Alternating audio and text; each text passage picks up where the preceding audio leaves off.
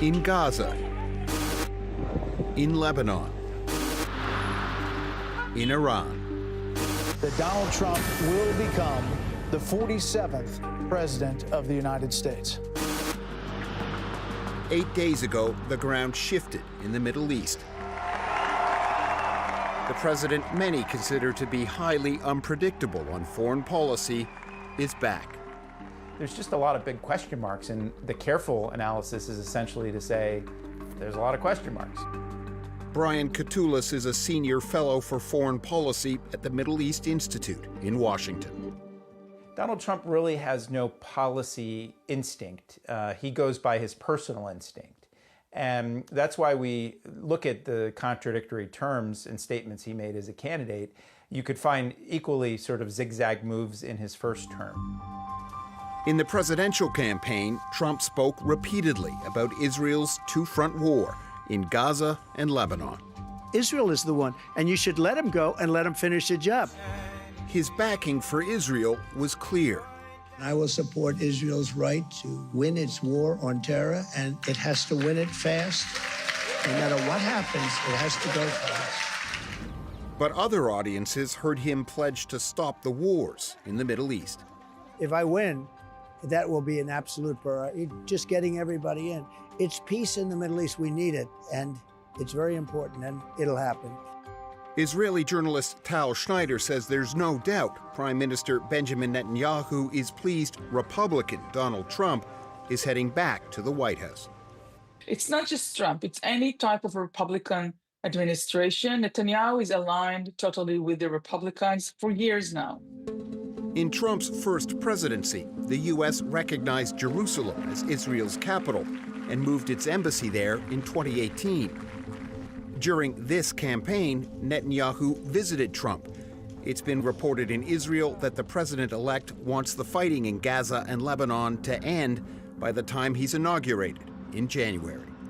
On July, when Netanyahu went to meet Trump in Mar-a-Lago, we know from that reporting that Trump told Netanyahu, you got to finish the war in Gaza between the time I'm getting elected until I'm inaugurated. So it means the deadline is January 2025, meaning get out of Gaza and bring all the hostages back.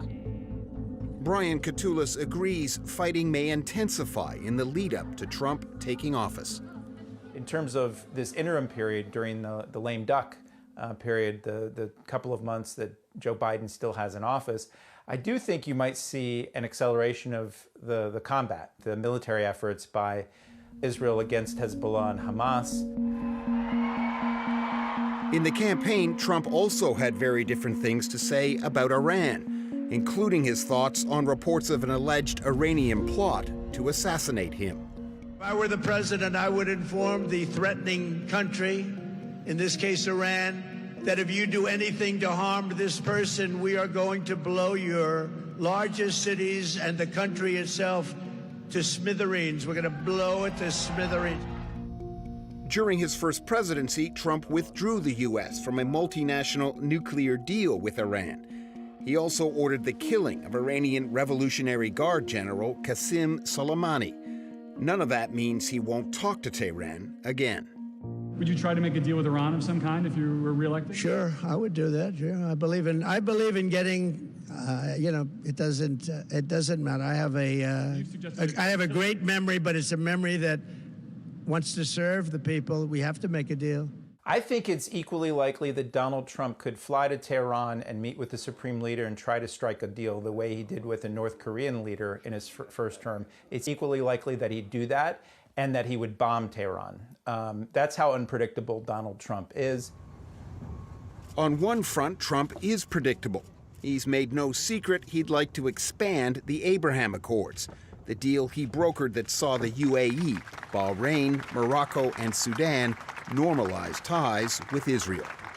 Trump has said things like, not only does he want a nuclear deal, he wants to bring Iran, with its current Islamist regime, into the Abraham Accords with Israel, which no expert, no one who served in government really believes is possible at this moment.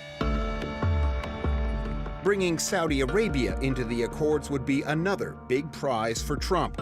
But Tal Schneider says without an end to the war in Gaza and a revival of hopes for a Palestinian state, few believe a Saudi-Israel breakthrough can happen.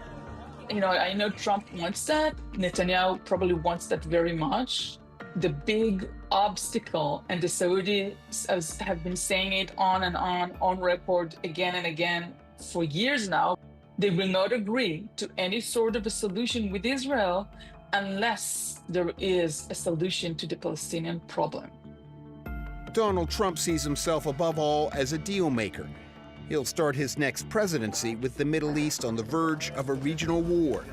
Deals won't come easy.